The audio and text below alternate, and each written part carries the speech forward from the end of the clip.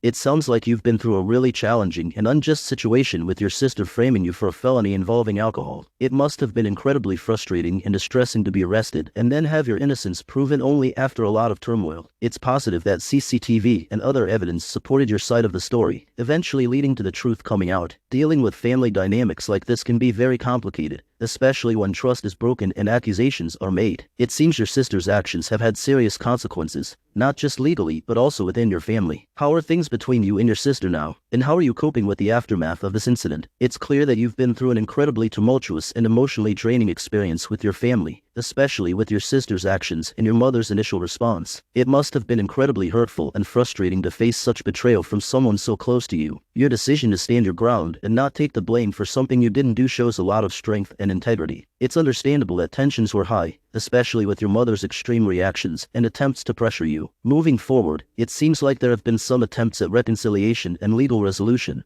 but the emotional wounds from such incidents can linger. How are you feeling now about the situation, and how are you coping with the aftermath, especially in terms of your relationship with your family? If you need any advice or support on navigating these complex family dynamics, feel free to share. I ended the call due to the shouting, which was followed by a barrage of text messages from my sister. She demanded I delete my original post. I refused. She threatened to involve our parents, but they were already aware of the situation. Our dad remained indifferent, while our mom was upset that I portrayed her negatively again. She threatened legal action for defamation, but I calmly stated my post was anonymous. If she pursued legal action, it would likely reveal her identity. Instead of texting, my sister called again. I warned her against screaming, threatening to hang up. She angrily insisted I remove the post or face consequences. This was our first conversation in 6 years, highlighting her past betrayals. Now, she was facing the consequences of her actions being exposed, which angered her. She denied being favored by our mom, but I pointed out the undeniable truth. Things escalated when she wished our mother had aborted me, a hurtful remark from years ago when she refused to take responsibility for her actions. I responded with sarcasm, calling her a self-centered narcissist. She boasted about her achievements, including a well-paid job in LA,